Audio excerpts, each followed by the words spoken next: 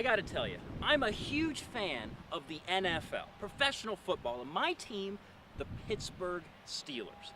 The Steelers have been my team my whole life. When my parents brought me home from the hospital, they did it in a Steelers uniform. No matter where my family has lived, Ohio, Illinois, Florida, the one thing, no matter what, we were always Steelers fans. I think that shows commitment, unlike other fans I know about. Listen, commitment? Pittsburgh Steelers fans don't know anything about commitment. Where'd you get this? Anyhow, Cincinnati Bengals fan, we're committed, all right? Listen, I was born in my city. I was born where the team plays. Unlike some other people, Floridians, who like to claim teams from other part of the country. You know, listen, that guy's not committed. I'm committed.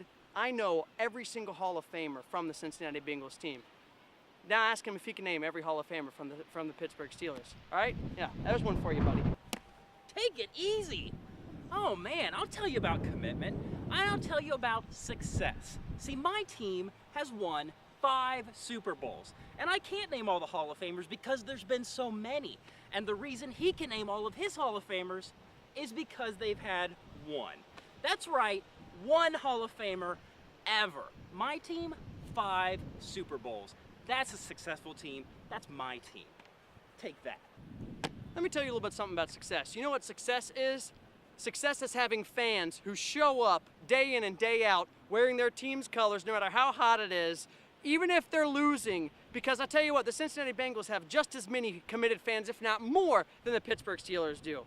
You know what? They can't even talk about commitment. When it comes to commitment, we are committed. We are the real fans. Because we don't have a whole lot to celebrate, yet we stick it out because they're our team. What do you think about that, hotshot?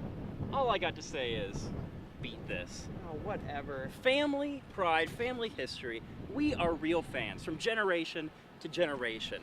No matter what, we are fans. And we don't wear stupid clothes in 80-degree weather. It's really hot right now. Silly. It's really hot. Really I'm silly. gonna go get some water.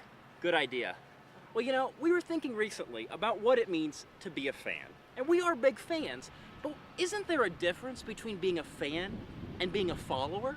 I mean, what is that difference? And so we want to talk to you about being a follower. But what are you doing?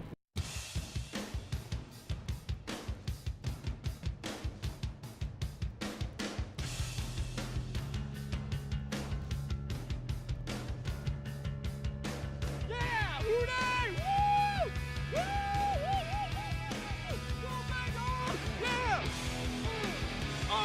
Bengals number 1! We want to welcome you to the Connect campaign at Cornerstone Christian Church and to our small groups. This 5-week campaign is going to be so important in the life of Cornerstone and this first session today. And this first session is really about studying what it means to be a follower as opposed to just a fan of Christ, of Jesus. And so we want to look at the why. You know, you might be asking yourself, okay, connect to God, connect with others, and connect through service, but why those things? Why are we doing those things? And I mean, it's obvious it's because we want to become better Christians, but really this first study answers that question. It's because we want to be the best followers, people who follow after Christ. We want to be the best followers of Christ as possible. So during the time of this study, during these 5 weeks, we're going to find out what it means to be a follower of Christ. We hope that you are encouraged by this study. We hope that you grow together in your small group, that your small group is a safe place to learn together. Enjoy the study. God bless.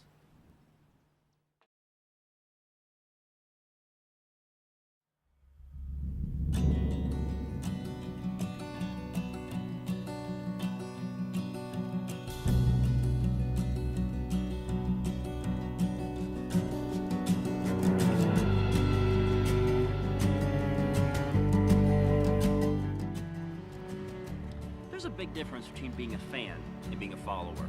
You know, we might both really, really like our teams. We could be the biggest fans in the whole world, but we're not followers. You could even paint your face crazy colors, dress up your kids, and scream like a maniac, just hypothetically, but you're still not a follower.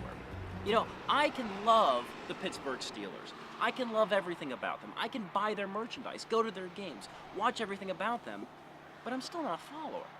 You see, they don't depend on me. Whether I watch or not has nothing to do with their success. They don't have any bearing whatsoever on me and me on them. I just like them. But you know, we need to be followers. there's a huge difference. A lot of people, they're fans of Jesus. They like him. They think he's great. They think Jesus has all kinds of wonderful things to say. The kind of thing you put on a fortune cookie, or maybe on a bumper sticker. All these nice little things. You come to Jesus when you need him, you hear a couple nice words, and that's great. They're fans. But Jesus calls us for so much more. Jesus calls us to be a follower. I never learned to count my blessings.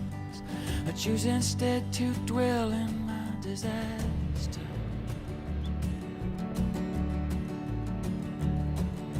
I walk on down the hill through grass grown tall and brown, and still it's hard sometimes.